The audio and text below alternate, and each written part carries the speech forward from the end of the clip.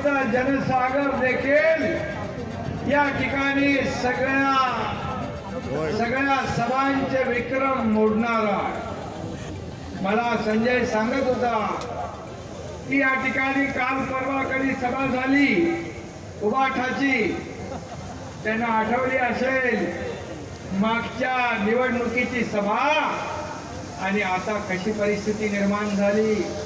एका कोपऱ्यात कुठेतरी सभा घ्यावी लागते. मगाशी गाडीमध्ये आकाश सांगत होते, त्यांच्यातले लोक बोलत होते, काय बोलले, कोणाला बोलले, काय झालं, कुठे तार जुडली, काय कळलंच नाही.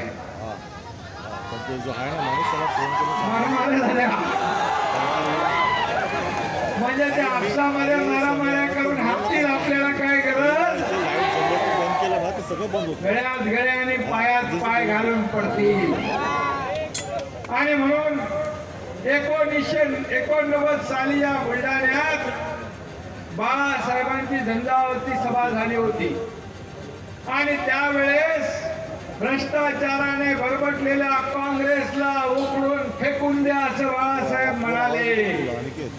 आणि इथल्या मतदारांनी देखील काँग्रेसला गाडून भगवा फडकवला. तो आज तागायत अभिमानाने आणि डौलाने तुम्ही फडकवत ठेवलाय, त्याबद्दल तुम्हाला मनापासून धन्यवाद, आपले मनापासून आभार. खरं म्हणजे या भगव्याचा अपमान करणाऱ्यांना, बाळासाहेबांच्या विचारांना मूठमाती देणाऱ्यांना आणि काँग्रेसला कडेवर घेऊन बसणाऱ्यांना तुम्ही माफ करणार आहात. या निवडणुकीमध्ये तुम्ही त्यांची जागा दाखवून देणार आहात ना. जिजाऊच्या जन्माने पावन झालेल्या मतदारसंघात हिंदुत्वाचा अपमान तुम्ही सहन करणार आहात? कदापि नाही.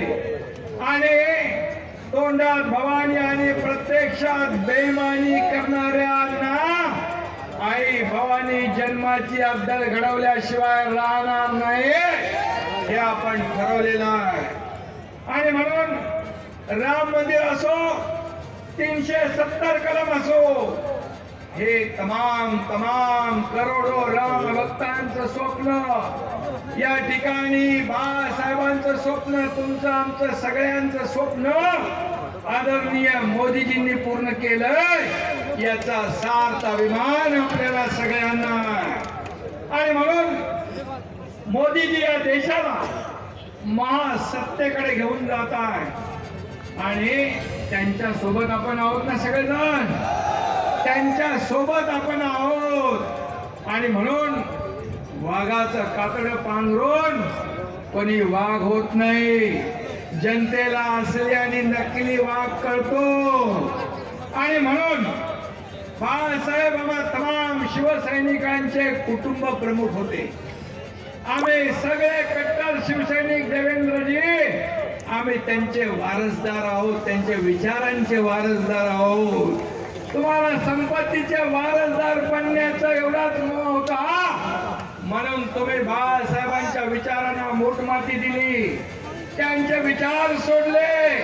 ज्या काँग्रेसला बाळासाहेबांनी दूर ठेवलं, त्या काँग्रेसला सोबत घेऊन तुम्ही सरकार बनवलं. तिथंच तुम्ही या जनतेचा विश्वासघात केला.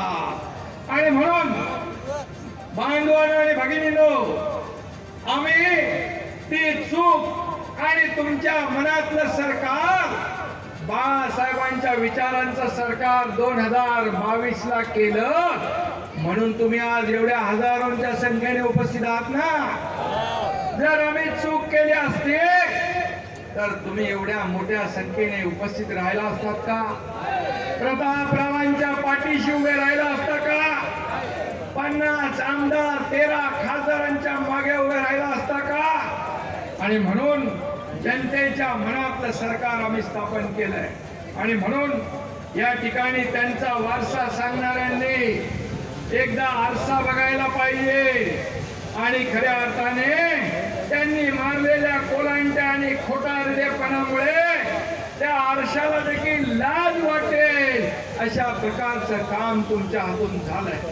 खरं म्हणजे हिऱ्यापोटी गारगोटी आणि सूर्यापोटी मेणबत्ती अशा प्रकारचं काम तुम्ही केलंय, हे दुर्दैव आहे.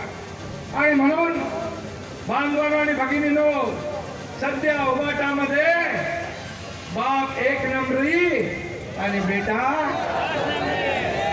10 नंबरी. आणि मी सांगतो, अरे काल त्यांनी मला म्हटलं एकनाथ शिंदे नीच आहे. मला नीच म्हणून तुम्ही शिवी देता?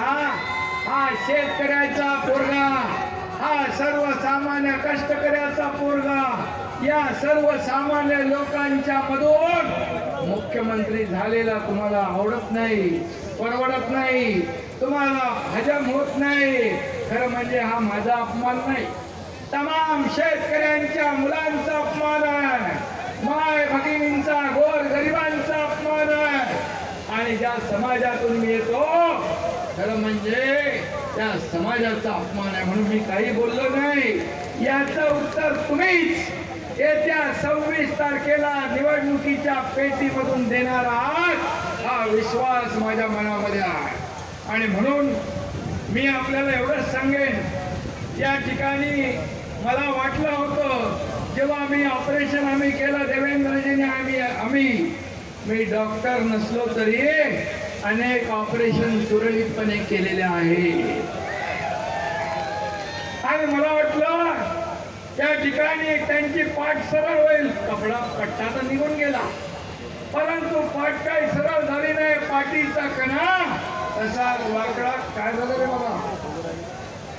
आणि म्हणून या ठिकाणी कुत्र्याच्या शेपटीसारखा त्यांचा जो कणा नळी टाकल्यावर सरळ होतो, नळी काढल्यावर परत वाकडा होतो. आणि म्हणून जनताच त्यांच्या या निवडणुकीमध्ये त्यांना सरळ करेल असा विश्वास मी या ठिकाणी व्यक्त करतो. मोठ्या संख्येने आपण उपस्थित झालेला, या सरकारने केलेली कामं देवेंद्रजींनी सांगितलेली आहे, केंद्राने केलेली कामं आपल्याला माहित आहे. गेल्या 10 वर्षात मोदीजींनी केलेली कामं आणि 60 वर्षात काँग्रेसने केलेली कामं जर आपण पाहिली तर हिमालयापुढे एक टेकडी उभी आहे अशा प्रकारची तुलना होऊ शकते.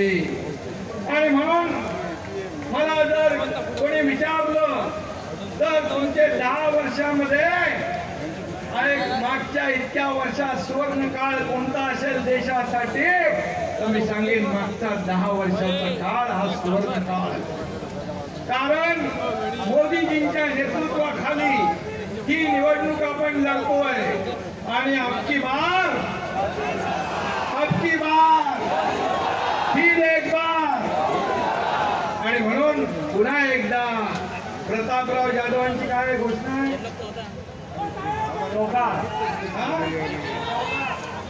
अबकी बार चौकार. आणि म्हणून मी आपल्याला विनंती करेन की येत्या 26 तारखेला त्यांचं हॅट्रिक मागच्या वेळेस झाली आहे, आता चौकार तुमच्या आशीर्वादाने होऊ द्या, एवढीच विनंती आपल्याला करतो.